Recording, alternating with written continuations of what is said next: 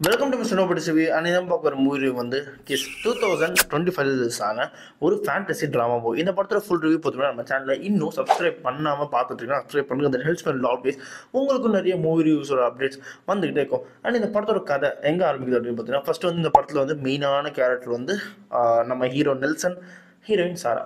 நெல்சனுக்கு வந்து லவ்வும் அந்த ரிலேஷன்ஷிப்பும் எதுவுமே பிடிக்காது. ஸோ அதுக்கப்புறம் என்ன ஆகுது அப்படின்னு பார்த்தீங்கன்னா, அவர் வந்து ஹீரோயினை வந்து ஆக்சிடென்ட்லாம் மீட் பண்ணுவார் சாரா, ஓகேங்களா.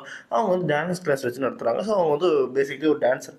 அவங்க வந்து ஆக்சிடென்ட்லாம் மீட் பண்ணும்போது எப்படி மீட் பண்ணுவாங்க அப்படின்னு பார்த்தீங்கன்னா, நம்ம சாரா லைக் அவங்க ரெண்டு பேரும் ஒரே இடத்துல தான் இருப்பாங்க. சாரா கிட்ட வந்து ஒரு புக்கு கிடைக்கும். லைக் வந்து ஒரு பழைய காலத்து புக்கு, ஒரு மாதிரி லாக்லாம் போட்டு ஒரு மாதிரி இருக்கும். அந்த புக்கில் வந்து நெல்சன் சொல்லிட்டு பேர் எழுதியிருக்கும். அந்த அந்த புக்கை அவங்க எடுக்கும்போது நம்ம நெல்சனோட ஃப்ரெண்டு வந்து நம்ம நெல்சனை கூப்பிடுவார் பேர் சொல்லி. அப்போ வந்து இவர் தான் நெல்சன் அப்படின்னு நினச்சிட்டு நம்ம சாரை வந்து புக்கை கொடுத்த உடனே அந்த புக்கை நம்ம நெல்சன் தொட்டதுக்கப்புறம் அவருக்கு வந்து யார் கிஸ் பண்ணாலுமே வந்து அவங்களோட ஃப்யூச்சர் வந்து கண்ணுக்கு முன்னாடி வந்துட்டு போயிடும், ஒரு கிளிம்ஸ் மாதிரி, ஓகேங்களா. அந்த மாதிரி வந்து ஃபஸ்ட்டு வந்து தன்னோட தம்பியோட லவ்வரும் வந்து கிஸ் பண்ணும்போது அவருக்கு வந்து அந்த ஃப்யூச்சர் வந்து ஞாபகம் போயிடும், வந்துட்டு போயிடும், ஓகேங்களா. அதே மாதிரி வந்து அவருக்கு வந்து லவ் அண்ட் ரிலேஷன்ஷிப் பிடிக்காது. ஸோ என்ன பண்ணுறாரு அப்படின்னு பார்த்தீங்கன்னா, இந்த மாதிரி பார்க்குற கப்புள்ஸ் எல்லாரையும் வந்து பிரித்து விட்டுட்ருக்காரு ஜாலிக்காக.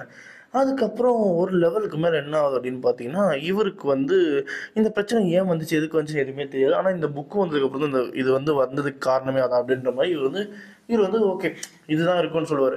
அண்ட் அதுக்கப்புறம் வந்து அதே மாதிரி வந்து நம்ம ஹீரோட ஃப்ரெண்டோட அப்பா வந்து ஒரு வந்து சைக்காட்ரிஸ்ட் நினைக்கிறேன், என்ன டாக்டர்லாம் பெருசாக காமிச்சிக்க மாட்டாங்க, நான் பார்க்கலன்னு நினைக்கிறேன். அண்ட் அவர்கிட்ட போகும்போது அவர் வந்து சொல்லுவார், இந்த மாதிரி வந்து பிரச்சனை எங்கேருந்து ஆரம்பிச்சதோ அங்கே போய் முடிச்சிரு அப்படின்ற மாதிரி சொல்லுவாங்க. அப்போ என்ன ஆகும் அப்படின்னு பார்த்தீங்கன்னா, அந்த பிரச்சனைக்கு காரணம் வந்து இந்த புக்கு தான். புக்கு யார் கொடுத்தா? ஹீரோயின் சாரா என்ன பண்ணுறாங்க, டான்ஸராக இருக்காங்க. ஸோ அவங்ககிட்ட வந்து டான்ஸ் கிளாஸ் சேர்ற மாதிரி அங்கே நம்ம நெல்சன் போயிட்டு சேர்ந்து இதுக்கான ரீசன் என்ன அப்படின்ற மாதிரி ஃபைண்ட் அவுட் பண்ணுற அந்த சமயத்தில் சாராவுக்கும் நெல்சனுக்கும் நடுவில் வந்து ஒரு லவ் முளைக்குது. அந்த லவ் வந்து கிட்டத்தட்ட வந்து அப்படியே அந்த இன்டர்வலுக்கு கொண்டு போயிட்டு அப்போ என்ன ஆகுது அப்படின்னு பார்த்தீங்கன்னா, சாராவுக்கும் பிடிச்சிருக்கு, நெல்சனுக்கும் பிடிச்சிருக்கு. பட் நெல்சனுக்கு லவ் பிடிக்காதுன்றதுனால சாரா வந்து கொஞ்சம் அவாய்ட் பண்ணிட்டு இருக்காரு. அந்த டைமில் வந்து ஸ்டூடியோவில் ப்ராக்டிஸ் பண்ணலாம் போதும்.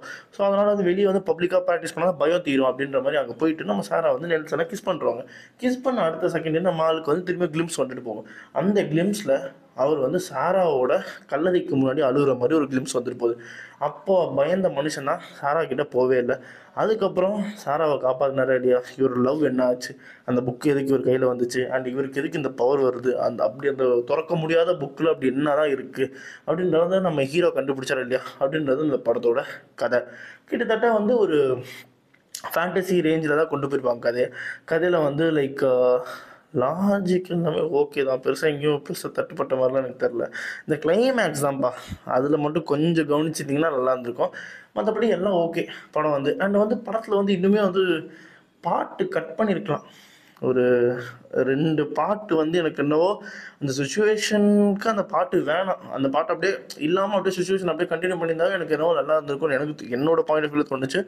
மற்றபடி இது வந்து ஒரு ஆவரேஜ் மூவி. மேபி நீங்கள் கப்புள்ஸோடு போனீங்கன்னா உங்களுக்கு வந்து ஆவரேஜாகவும் தோணும். ஏன்னா எனக்கு வந்து பார்க்கும்போது அப்படி தான் தோணுச்சு, ஓகேங்களா. அதனாலேயே இந்த படத்துக்கு நான் ஒரு 3 டோனர்ஸ் தருவேன். அதே மாதிரி மூவி பார்க்கணும் நம்ம சேனலில் சப்ஸ்கிரைப் பண்ணி தான் மிஸ்டர் நோபடி சந்திக்கிறேன். Bye, have a great day guys.